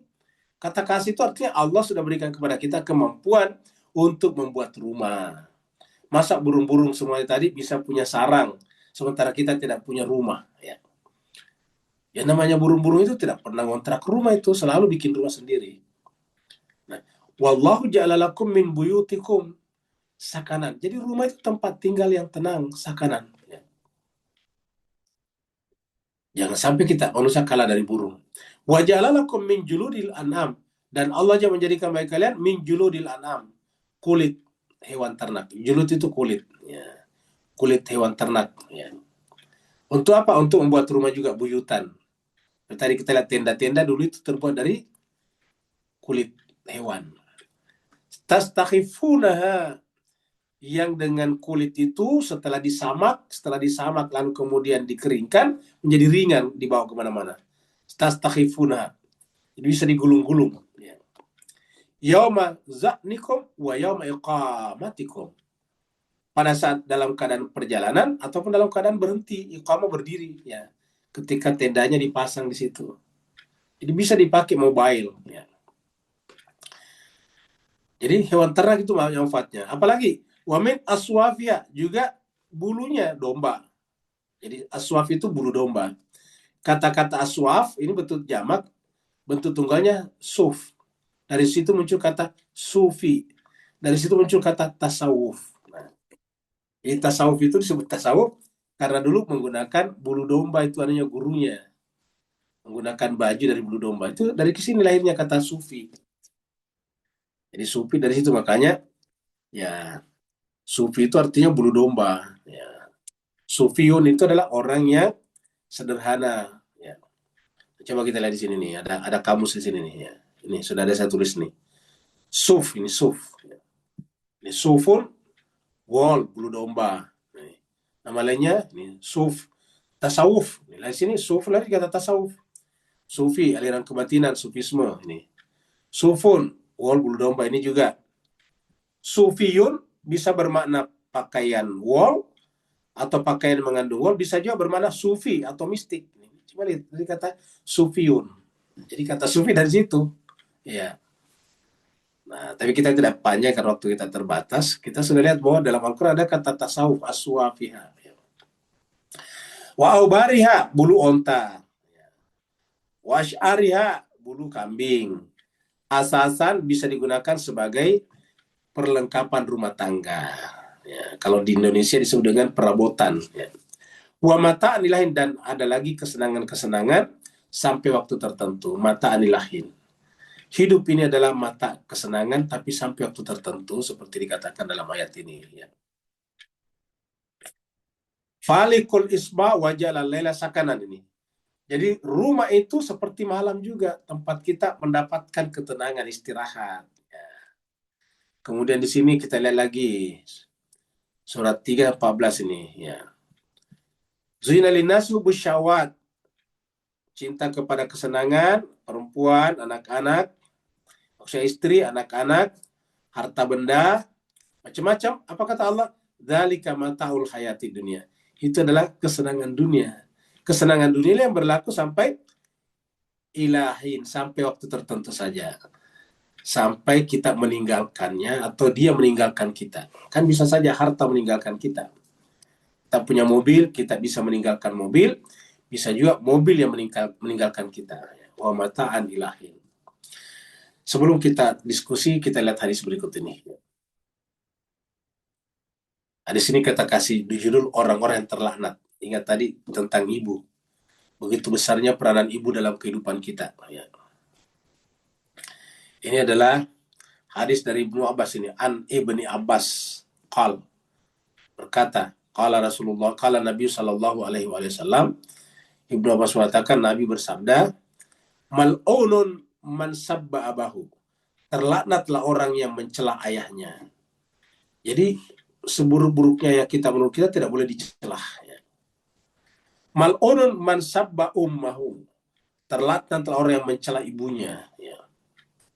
Mal'unun man dhabaha li ghairillahi. Terlaknatlah orang yang menyembelih bukan untuk atas nama Allah. Artinya bahwa orang yang menyembelih tidak menyebut nama Allah kan berarti hanya untuk kepentingan, tidak punya kepentingan. Ya. Berarti artinya apa? Hanya untuk membunuh saja hewan-hewan. Mal'unun man ghayyara tuhumal ard. terlaknatlah orang yang mengubah batas tanah. Jadi kalau Bapak, Ibu, Tuan, dan Puan punya tanah, ya biasa kan itu ada yang curang, dipindah-pindahin patoknya, dipindah-pindahin pagarnya. Ya. Pagar lama hancur, buat pagar baru, tapi dipindahin ke dimajuin ke tanah tetangga 30 cm misalnya. Ya. Mal'unun man kamaha a'ma antariqin. Terlaknatlah orang yang membisu. Ingat tadi kata-kata bisu. Membisu maksudnya tidak mau memberikan petunjuk kepada orang yang buta, ama antariki, untuk menemukan jalannya. Jadi yang namanya kamha, yang namanya bisu di sini bisa bermakna tidak mau memberikan sumbangsi pengetahuan kepada orang yang membutuhkan. Ya. Makanya kan Imam Ali mengatakan bahwasanya kalau kita memberikan ilmu kepada orang yang tidak butuh sama dengan menganiaya ilmu. Tapi kalau kita tidak memberikan ilmu kepada orang yang butuh ilmu, padahal kita ada ilmunya, sama saja dengan menganiaya orang itu. Nih, menganiaya orang buta namanya. Mal'unun man kamaha a'ma antariqin. Mal'unun man waqa'ala bahimatin. Terlaknatlah orang yang menyetubuhi hewan-hewan ternak. Mal'unun man amila bi amalin qaumi Lutin. Terlaknatlah orang-orang beramal dengan amalan kaumnya Nabi Lut, yaitu LGBT. Ya, ini adalah hadis riwayat Imam Ahmad nomor 1779. Hadis berikutnya, makhluk yang dibunuh nanti mengadu kepada Allah. Ini ternyata ingat, kita sering sampaikan di sini, jangan asal membunuh termasuk kecoa dan sebagainya. Karena ini hadisnya, makhluk yang dibunuh mengadu kepada Allah. Hadisnya juga dari Imam Ahmad nomor 18651. Ini adalah hadis dari Qala Samit. Jadi dari An Amr ibni Asyarid, dari Amr bin Syarid. Amr ini mengambilnya dari bapaknya Syarid. Nih, Qala Amr bin Syarid mengatakan, Sami'tu Ar-Rasyid Asyarid. Ini berarti dia mendengarkan ayahnya. Sami'tu Asyarid, ini Syarid juga. Yaqul berkata, Sami'tu Rasulullah sallallahu alaihi wasallam. Berarti bapaknya ini adalah sahabat Nabi. Dikatakan saya mendengarkan Nabi bersabda berkata, man qatala usfuran abatan ajja ilallah azza wa jal yaumal qiyamati minhu. Siapa yang membunuh usfur? Usfur itu adalah burung kecil. Burung pipit biasa kalau di Indonesia, atau burung gereja, itu burung-burung kecil. Man qatala usfuran, siapa yang membunuh burung yang kecil, abasan hanya untuk kepentingan main-main, maksudnya hanya untuk dipermainkan, dipelihara, ditangkar tetapi tidak dipelihara dengan baik. Ya, makanya kita katakan kalau ada di antara Bapak, Ibu, Tuan, dan Puan yang suka memelihara burung, benar-benar pelihara dengan baik. Dan nanti mengadu di hadapan Allah. Kalau tidak, ya lebih lepaskan saja kepada alamnya, kembali kepada alam bebas. Nah, di sini katakan siapa yang membunuh usfuran, abasan hanya untuk kepentingan bersenang-senang, ajja ilallah azza wa jal, maka nanti dia mengadu kepada Allah Subhanahu wa taala yaumal qiyamah, pada hari kiamat minhu. Jadi burung itu berkata, yang dibunuh yaqul berkata. Karena tadi kita lihat burung-burung pun juga bertasbih kepada Allah kan. Ya Rabb, wahai Tuhan. Inna fulana, sungguhnya si fulan itu ya, fulan si A atau si B. Sungguhnya fulan itu qatalani, telah membunuh aku. Abasan hanya untuk sekedar menyenangkan dirinya. Walam yaktulni limanfaatin, dan dia tidak membunuh saya untuk bermanfaat. Jadi burung rela dibunuh, disembelih asalkan untuk bermanfaat, misalnya untuk dimakan, ya. Seperti ayam atau unggas-unggas yang lain. Boleh asalkan untuk dimakan ini. Dia katakan lam yaktulni limanfaatin. Mereka yang Allah membunuh aku tidak untuk mendapatkan manfaat, ya. Hanya untuk sekedar abasan menyenangkan dirinya saja. Nah, semoga dengan pengajian-pengajian kita ini, Bapak sekalian, marilah kita semakin hidup berdampingan dengan alam. Jangan kita mengganggu hewan-hewan, burung-burung, karena semuanya bertasbih kepada Allah. Bukan hanya itu, yang kecil-kecil seperti kecoa. Jangan kita mengganggunya. Kalau dia ada dalam rumah dan kita mau keluarkannya, kita tangkap baik-baik, baru dibuang keluar. Ya. Jangan sampai kita diadukan nanti di hadapan Allah SWT di hari kiamat. Terima kasih banyak atas perhatiannya, mohon maaf atas segala kekurangan. yang mau bertanya dipersilakan. Aku Ustaz. Ya silakan. Silakan Bu. Ibu yang mau bertanya tadi Bu, silakan. Saya tanya dulu Pak Ustadz. Oh ya silakan.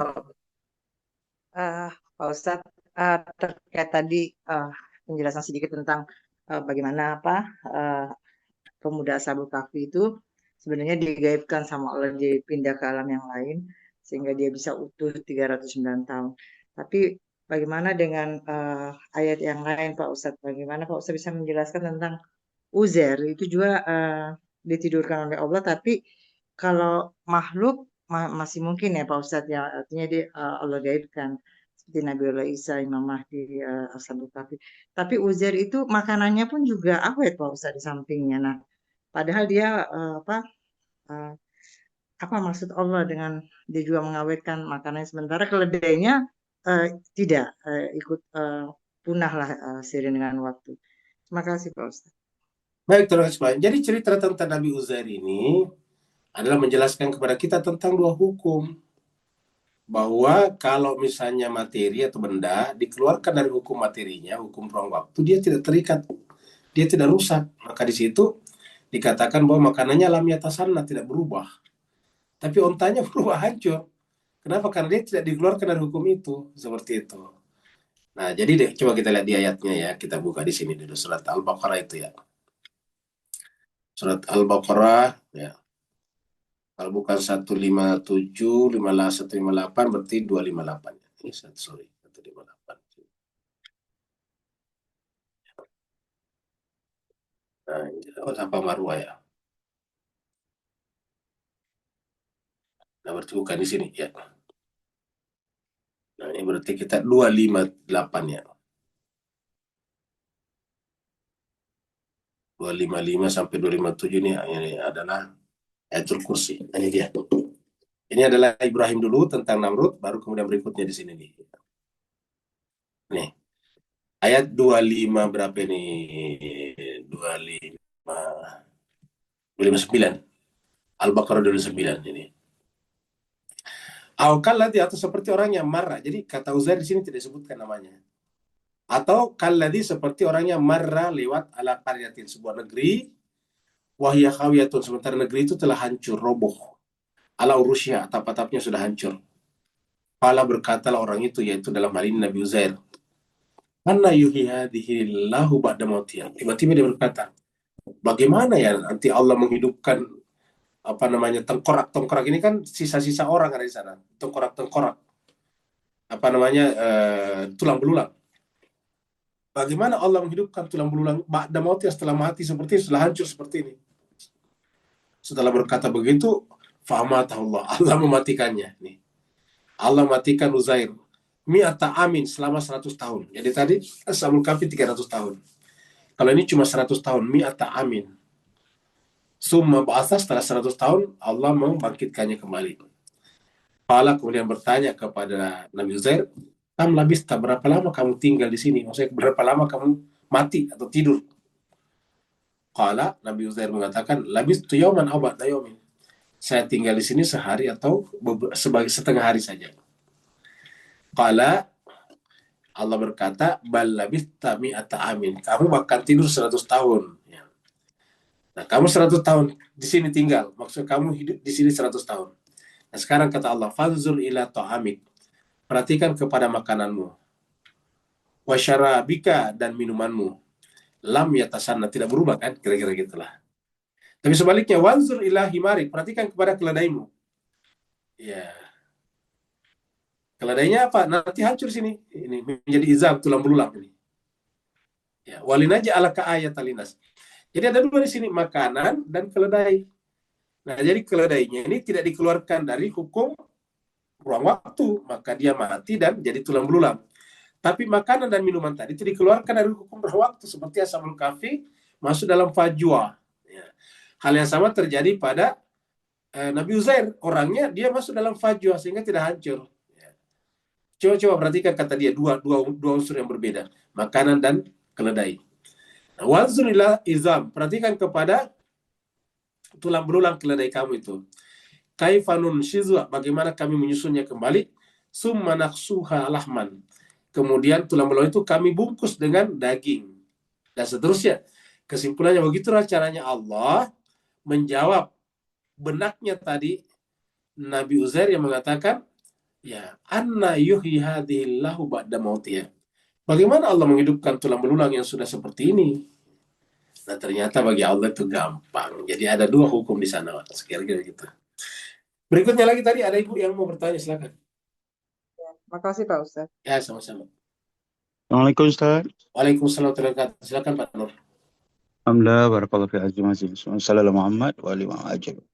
Kalau kita scuba dive dalam ayat 79, kalimat alam yarau ila dan selanjutnya, maka bolehkah kita kupaskan satu sisi di mana di luar alam sebab akibat kita ni ada alam Allah yang tanpa ikatan masa dan sebab akibat tadi, dan Allah akan bimbing kita sebagai umat Muhammad yang sudi untuk menghidirkan atau mengashabul kafikan diri kita di alam-alam tersebut, dan akhirnya kita dapat keluar daripada what we call di level beyond science yang buat saintis-saintis tadi masih terkial sebab menggunakan kekuasaan, keupayaan manusia yang terbatas tadi. Beri pencerahan teguran Ustaz. Afwan barakallahu fiik. Baik, terima kasih banyak Pak Nur. Jadi jemaah sekalian yang berbahagia, jadi ini sebetulnya ada hadis Nabi yang menarik tentang ini. Ketika Nabi mengatakan mutu qabla antamut, matilah sebelum kamu mati. Apa sih sebetulnya dikatakan yang dimatikan sebelum mati? Kan tidak mungkin maksudnya bunuh diri kan begitu. Tapi hadisnya jelas mutu qabla antamut, matilah sebelum kamu mati. Nah, jadi artinya apa? Bahwa kita punya jiwa dimatikan dari keterikatan dengan kehidupan ruang waktu, space and time, dari materi, ruang dan waktu. Karena ternyata materi ruang waktu itulah yang berubah dan hancur seperti tadi yang kita saksikan pada surat Al-Baqarah tentang keledainya Nabi Uzair hancur menjadi tulang belulang.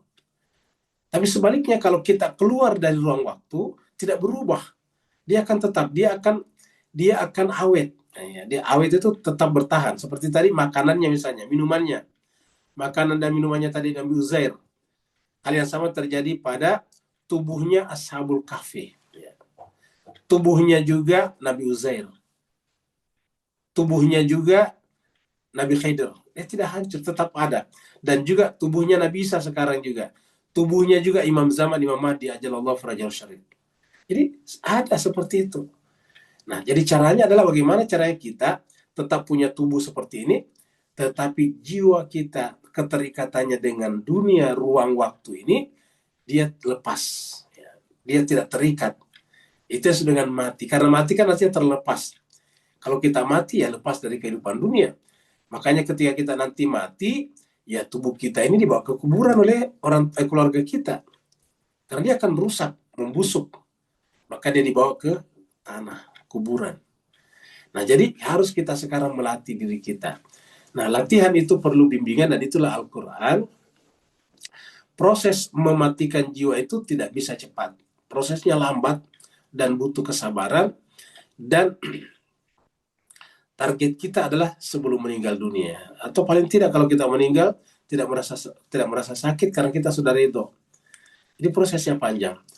Perjalanan inilah yang disebut dengan suluk. Jadi suluk itu sebetulnya adalah upaya mematikan diri kita dari alam dunia yang namanya fana, memfanakan diri agar kita bisa kekal baqa di dalam kebakaan Allah. Karena Al-Quran mengatakan kullu man 'alaiha fanin wa yabqa wajhu rabbika dzul jalali wal ikram. Segala sesuatunya ini akan fana, binasa. Satu-satunya yang eksis, bertahan adalah wajhu rabbika dzul jalali wal ikram. Di tempat lain dikatakan ma indallahi baqin. Apa yang ada di sisi Allah itulah yang kekal. Wa ma indakum yanfadu. Dan apa yang ada di sisi kalian semuanya akan binasa. Nah, sebelum dia binasa, marilah kita melepaskan diri dari kebinasaan itu. Mematikan agar kita masuk ke dalam yang kekal. Inilah prosesnya yang ditanyakan tadi Pak Nur. Kalau tidak ada lagi, jemaah sekalian, terima kasih banyak atas perhatiannya. Mohon maaf atas segala kekurangan. Semoga Bapak Ibu semuanya diberikan kesehatan lahir dan batin, dibukakan pintu-pintu hatinya untuk mempelajari Amin. kitab suci Al-Quran. Di anu nggak ada kan? Tidak ada. Tidak ada ya. Walafumikum, assalamualaikum warahmatullahi taala wabarakatuh. Waalaikumsalam warahmatullahi wabarakatuh. Terima kasih Pak Ustadz.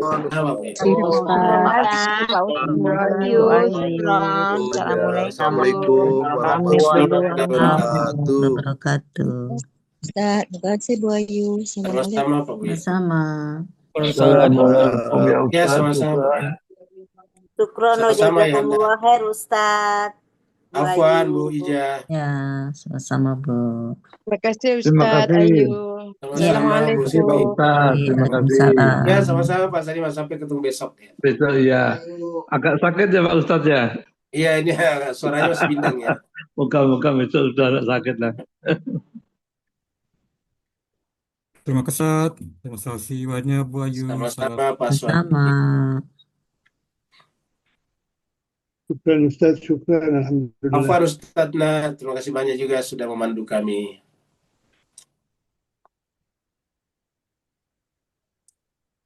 Pak Rum, yang lain saya juga pamit ya, Pak Haji, ya saya duluan ya. Ya, terima banyak. Ya, sama-sama. Ya.